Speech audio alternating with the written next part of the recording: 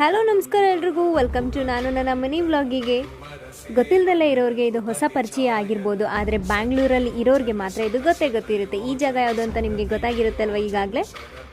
So ನಾವು ಇವಾಗ ಗಿರಿನಗರಲ್ಲಿ ಇರುವ ಕಾರ್ಯಸಿದ್ಧಿ ಆಂಜನೇಯ ಟೆಂಪಲ್ಗೆ ಹೋಗಬೇಕು ಅಂತ ಹೇಳಿ ಸಡನ್ನಾಗಿ ಪ್ಲ್ಯಾನ್ ಮಾಡಿಕೊಂಡು ಪಟ್ ಅಂತ ಇಲ್ಲಿ ಬಂದುಬಿಟ್ಟಿದ್ದೀವಿ. ಆದರೆ ಟೈಮ್ ಇನ್ನೂ 5 o'clock ಆಗಿದೆ, ಆದರೆ ಇನ್ನೂ ಟೆಂಪಲ್ ಓಪನ್ ಆಗಿರಲಿಲ್ಲ. ಸೊ ಅದಕ್ಕೆ ಇಷ್ಟೊಂದು ಜನ ಆಚೆ ಕಡೆ ನಿಂತ್ಕೊಂಡು ವೆಯ್ಟ್ ಮಾಡ್ತಾ ಇದ್ದಾರೆ.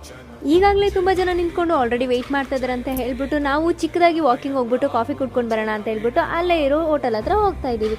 ಕಾಫಿ ಕುಡ್ಕೊಂಡು ಬರೋದೇ ತಡ ಆಚೆ ಇರೋ ಜನಗಳೆಲ್ಲ ಒಳಗಡೆ ಹೊರಟೋಗ್ಬಿಟ್ಟಿದ್ರು. ಸೊ ಇವಾಗ ಸ್ವಲ್ಪ ಖಾಲಿ ಇತ್ತು ಅಂತ ಹೇಳ್ಬಿಟ್ಟು ನಾವು ಇವಾಗ ನಿಧಾನವಾಗಿ ಒಳಗಡೆ ಹೋಗ್ತಾ ಇದ್ದೀವಿ. ಹೋಗೋ ಸಮಯದಲ್ಲಿ ಈ ನಾಯಿ ಕಾಣಿಸ್ಬಿಡೋದ, ನಾನು ಅನ್ಕೊಂಡಿದ್ದು ಸಿಂಹ ಅಂತ ಹೇಳಿ.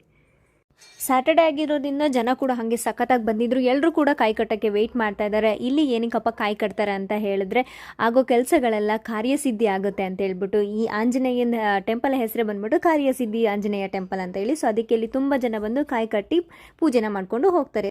ನಾವು ಕೂಡ ದೇವ್ರ ದರ್ಶನ ಮಾಡಿಕೊಂಡು ಪ್ರಸಾದ ಇಸ್ಕೊಂಡು ತಿನ್ಕೊಂಡು ಹಾಗೆ ಮನೆ ಕಡೆ ಹೊರಟು ಬಂದ್ವಿ.